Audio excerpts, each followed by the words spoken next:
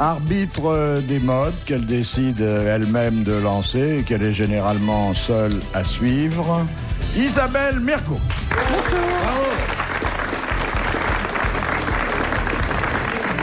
Aujourd'hui vêtue d'une combinaison de femme grenouille, assez jolie d'ailleurs, et qui met en valeur sa plastique parfaite. Autour d'elle, des connaisseurs, des séducteurs pas tentés. Enfin, je sais pas comment il faut écrire ce mot-là. D'abord, un vieil ami qui nous a rejoint après avoir erré sur des stations concurrentes, Hubert. Bravo.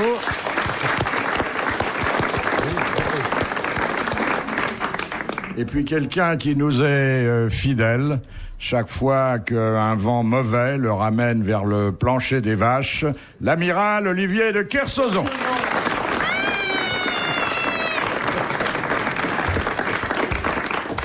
Première citation de Monsieur Lacauve qui a dit « La nuit, quand ma femme enceinte avait des envies de fraises, je lui répondais « Va donc les chercher ». Un homme ? Un homme. Un père. Un père. Mort. Vivant. Martin. Non. Ça aurait pu être lui. Ah ouais. Il est venu ici ? Il vient ici. Il vient. Il est grossier alors. Non. Frédéric Dard ? Non.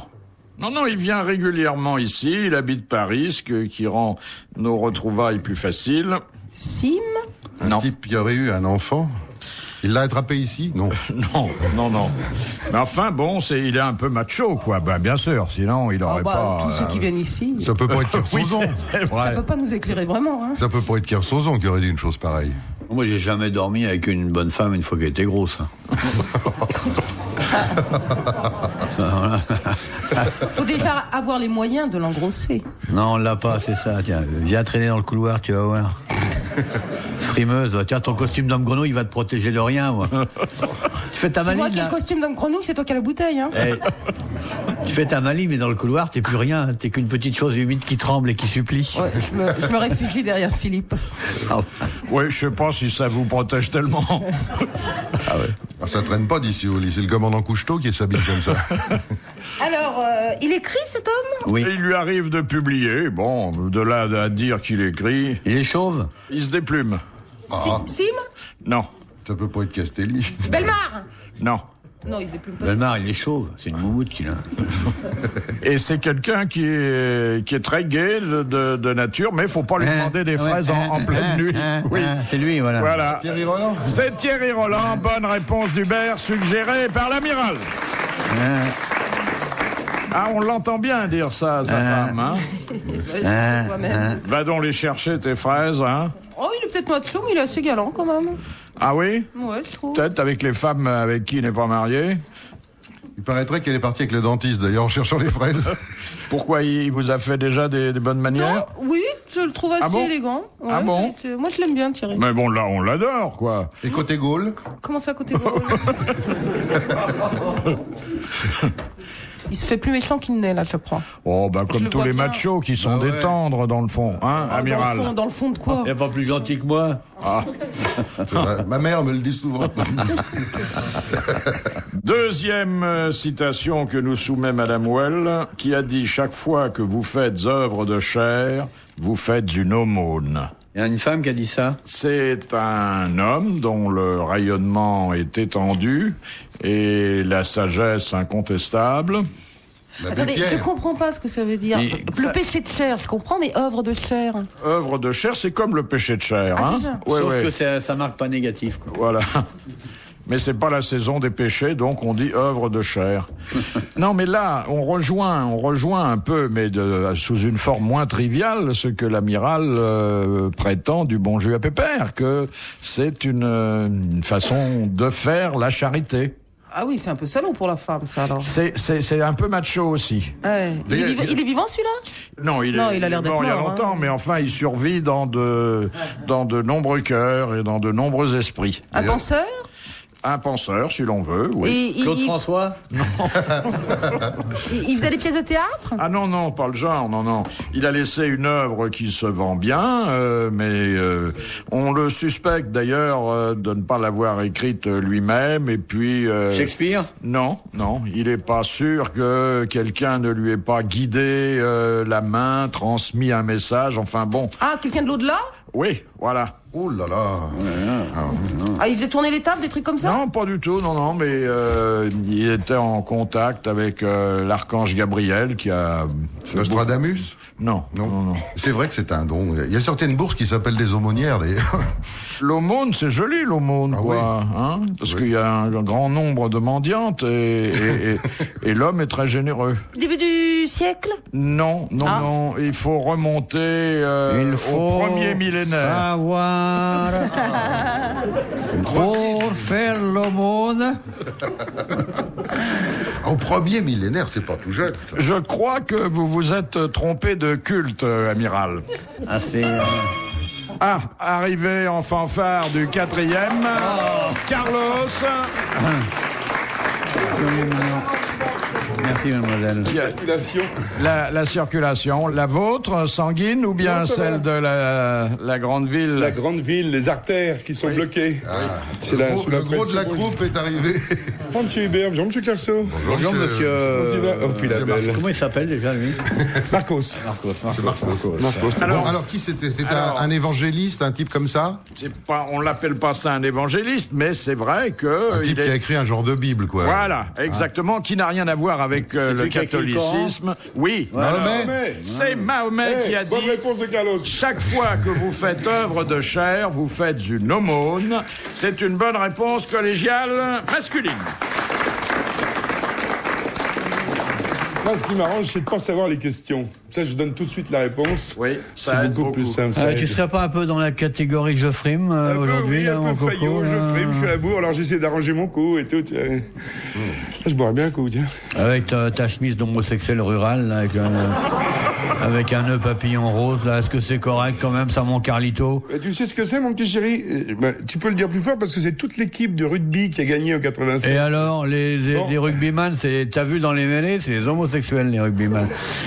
Même les Je chiens. te laisse l'entière responsabilité de tes propos. J'adore les rugbyman. Même les chiens n'osent pas se renifler comme ça. Ah, mais t'as vu les mêlées? Attends, ils ont la tête dans le slip de l'autre, attends. Ouais. Et qu'est-ce qu'ils se disent en dessous? Bah ouais. Non, Jamais su. ils se balancent des bouffes dessous. En plus, dès qu'il y en a un qui a bobo, il y a le soigneur qui arrive, hein. On va dire. Non, attention, hein, tu sais comment ça bouscule grave dans la mêlée. Moi, j'ai joué au rugby. Vous voulez dire que ce sont des poules mouillées, des Non, douillets? j'ai cherché la bagarre avec eux certains soirs. Ils étaient dans les traitants de fiottes et ils sont jamais venus. Ouais, c'est ton adresse. Non, mais c'est pas vrai, c'est Il y en un beau avait 4 sport. qui faisaient 2 fois ma taille autour de moi. Ils me disaient, pourquoi tu es méchant? Philippe Bouvard sur RTL, 4h, 4h30, les grosses têtes dans la nuit des temps. Une question maritime, je ne sais pas qui pourra y répondre. Ah bah, ça va pas être moi, ça va encore sortir de... Allez-y, on va voir. Ça va être... Oui, Ça va pas être à la page, ça va être un truc d'il y a 75 ans. Vas-y, mon bébé. Ah, c'est plus ancien que ça. Et c'est Madame Marcy qui pose la question. Ouais. Par quel ancien terme de marine l'ordre était-il donné de virer de bord vent devant? J'ai rien compris à la question. Voilà. Virogado? Non. Attends. Vous avez vérifié votre question? Oui. Oui. Alors. Virer de bord, vent de Vent devant. Et c'était de quelle époque? Empané. Nous sommes sous l'Ancien Régime, au temps de la... Il y avait de l'eau déjà? Oui, de la Royale. Elle les a perdus. Et d'ailleurs, une de ces deux expressions, parce qu'il y en a deux qui sont équivalentes, est passée dans le domaine de la conversation, encore actuelle, pour dire « Oh, ben tant pis, quoi ». C'est une espèce de... Apollo? Non, d'expression fataliste aujourd'hui dans la bouche de ceux qui l'emploient. Adieu vaille? Adieu va. Bonne réponse d'Isabelle Mergo. Adieu va. Ça vous embouche un coin, hein, amiral? C'est pas vrai. La mergouillette commence à flotter, dis donc. Nous, quand on vire de bord, c'est pas adieu va, on vire de bord, on n'est pas là. Non, mais attendez, j'ai dit un ancien terme de marine. Vous êtes un marin actuel. Bon, alors ça peut pas vous concerner. Mais ce qui m'étonne, ça m'étonne un peu, ce qu'il y a non. Ah ben voilà, parce que je t'ai donné la bonne réponse, ça t'étonne. Mais non, ça me super, ravit. c'est comme ça. Attends. Non, c'est que les virements de bord vent-devant, c'est vachement récent, parce qu'avant, on pouvait pas bien virer vent-devant avec les bateaux. On virait toujours vent-arrière. Jusqu'aux 5 mâts barque au keeper, on virait vent-arrière. J'ai pas compris la question et je comprends même pas l'explication. On pouvait pas passer dans le lit du vent avec les bateaux, donc c'est pour ça que ça m'étonne un peu, mais je dois rien y connaître. Continuez dans votre journée. Mais ça veut dire quoi d'ailleurs Virer de bord. Ça veut dire faire marche arrière? Ouais, mais faire marche arrière sur la roue gauche.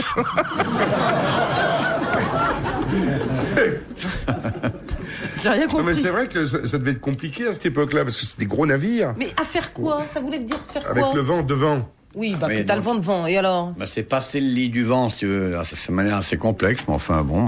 C'est pour ça qu'il disait adieu Vat, parce que peut-être qu'à ce moment-là, il risquait de la mort. Tu pourrais me garder quelques vieux spies à toi, c'est pour Régine, elle veut se faire des strings. Oh là, vous croyez que C'est pas gentil. Moi, je suis une femme qui vous a nourri pendant si longtemps. Vous n'avez pas connu, vous, Régine, vous êtes trop jeune, chère Isabelle. Oh, c'est pas une question d'âge, c'est une question de fréquentation. Et pan. Et l'amiral, il est jamais allé dans les... Non, jamais, je sors pas le soir, moi. Oui. Je rentre chez moi, je fais du tricot pour les sous-développés. Je suis en train de terminer un couleuvre à col roulé pour des Africains, je sais pas ce qu'ils en feront, mais je fais des œuvres. Il y en a un qui m'a dit, il n'y a pas une maille qui maille. Hein. Oui, je suis pas sûr que vous enfiliez que des aiguilles le soir, hein. Non, terminé tout ça. Le capitaine Crochet, on l'appelle. Il est mort en se grattant. Oui. Tu connais Madame Mergot, après vous pourrez dénoncer la vulgarité de l'homme, hein. Bon. Le capitaine, c'est terrible. Question de Monsieur Goblet de Leuze. Exécuté aux États-Unis pour espionnage en 1953, comment se prénommaient les Rosenberg? Est-elle et Julius. Ethel et Julius, fallait quand même qu'ils se mettent à deux, mais ils ont réussi. Bonne réponse d'Hubert et de Carlos.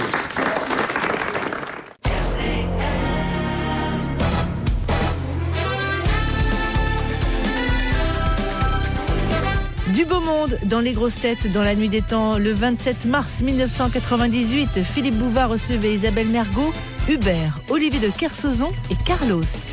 Question de Monsieur Lavial. De qui Napoléon disait-il de quelle catégorie de citoyens? Il se passe de la loi se désintéresse d'eux. Et c'est un débat qui continue à être d'actualité. Les marginaux, les rebelles? Non. C'est une forme de marginalité, mais enfin bon... Les artistes? Il peut y avoir des artistes, hein, c'est pas interdit, mais il y a de plus en plus de gens qui relèvent de cette marginalité, et la loi continue à les ignorer. Qui refusait le service militaire? les SDF? Non.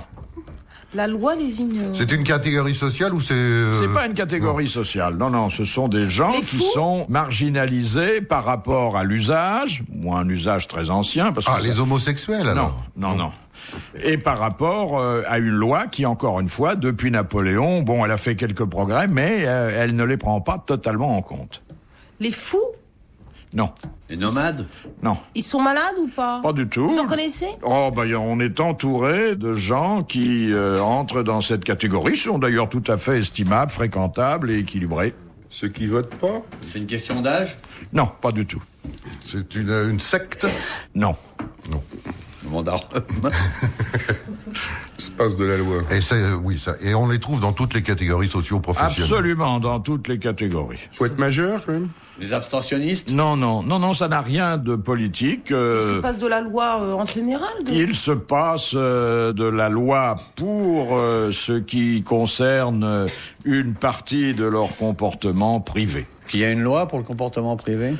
Il n'entre pas dans le cadre de cette loi, qu'elle soit d'ailleurs républicaine ou religieuse. Les adultères? Non, mais on se rapproche un peu. Divorcé? Les gens qui vivent en couple, mais qui sont pas mariés? Les concubinons libres, les concubins. Exactement. Donc, il les avait mis un peu au banc de la société, et on peut pas dire qu'aujourd'hui, ils sont complètement égaux en droit. Ouais. C'est une bonne réponse d'Isabelle Mergot. On leur refuse plein de choses. Hein, Je crois que ça rétrécit leur possibilité, alors qu'avant, il y avait quand même le... Voilà, oui. C'est vrai qu'il y avait eu un mouvement de libéralisation, voilà, et puis on a fait marche arrière. Marche arrière. Parce qu'autrement, on aboutissait à ce paradoxe fiscal que c'était les couples libres qui payaient le moins d'impôts. Voilà. Ouais. Quelle est votre position par rapport aux concubins, amiral? La levrette. Ah bah oui. Je crois qu'Isabelle Mergo a fait une synthèse tout à fait rapide. Elle a été bien formée, hein. Non, mais vous avez vécu dans le concubinage? Non, je m'en fous. C'est vrai que vous avez été élevé par les pères.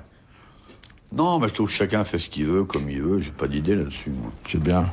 Enfin, quelqu'un qui a pas d'idée. Ah, comme c'est reposant. Mais c'est vrai, quoi. Et vous avez une idée là-dessus, vous? Absolument pas. Je suis trop votre ami pour en exprimer une aujourd'hui. Donc on a tous les deux pas d'idée?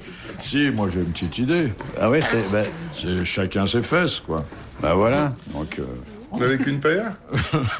C'est Blondin qui disait les fesses sont avec le bon sens la chose la mieux partagée. C'était joli, ça. Hein, C'est joli. Oh, j'ai un copain qui m'a cité une jolie phrase, c'est Brasseur, pour pas le nommer, qui m'a dit l'autre jour, plus j'avance en âge, plus j'aime les jolies voitures et les femmes rapides.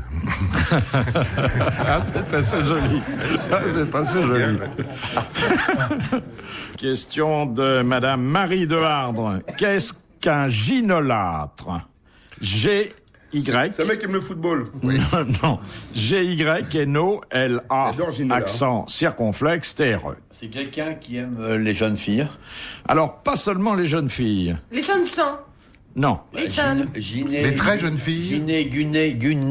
Gunei. En grec, c'est la jeune fille. Jeunesse. Pas seulement la jeune fille. moule, Quand on dit le gynécée. Le gynécée, c'est pour les femelles, c'est pas pour les mâles. Bon. Alors ils aiment donc, les mâles et les femelles. non, un gynolâtre est quelqu'un qui... Qui aime les jeunes, voilà. Mais non. Qui aime Mais la on dit jeunesse. pas, mais non, en tapant comme un prof Attendez.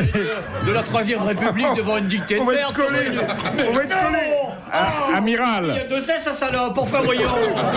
Ah, mais non, quand même. Amiral, ça peut venir Et du... quelle est, Ça peut et quelle est venir la du... préfecture de la Creuse? Ah, mais non.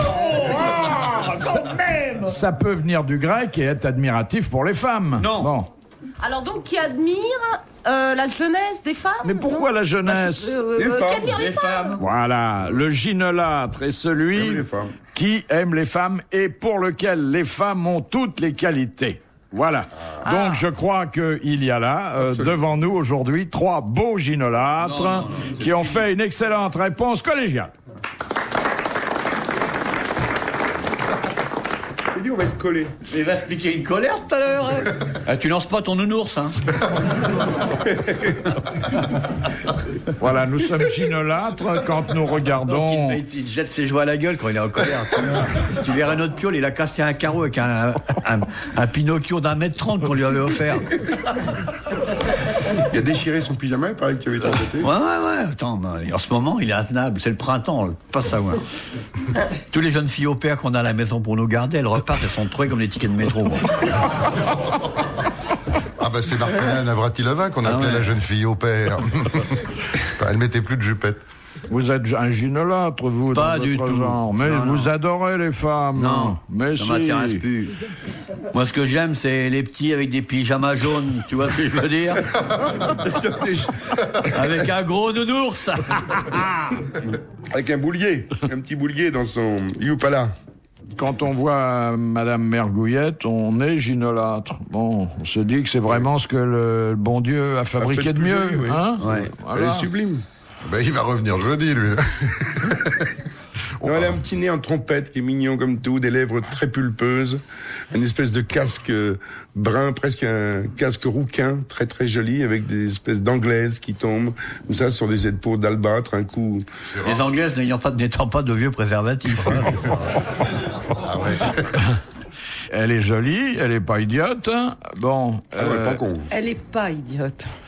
C'est Mais vraiment ça veut dire, c'est un la grand négation. compliment. Ouais. C'est un gros compliment dans la bouche de... Ah oui. Bon. Ça écorcherait de dire d'une femme elle est intelligente. Non, faut dire elle est pas Attendez, il idiote. faut rester dans les limites de la vraisemblance. Bon, si on veut être cru. Hein. Vous savez, vous connaissez l'histoire de l'ascenseur. Oui. Il y a un ascenseur, il y a un pompier, le Père Noël et une femme intelligente. Et avec un petit Yorkshire. L'ascenseur arrive au 10e étage, la porte s'ouvre, Le pompier sort, le Père Noël sort, la femme intelligente, et on trouve le petit Yorkshire mort. Qui a tué le petit Yorkshire? Vas-y. Bah, c'est le pompier, parce que le Père Noël et une femme intelligente, ça n'existe pas.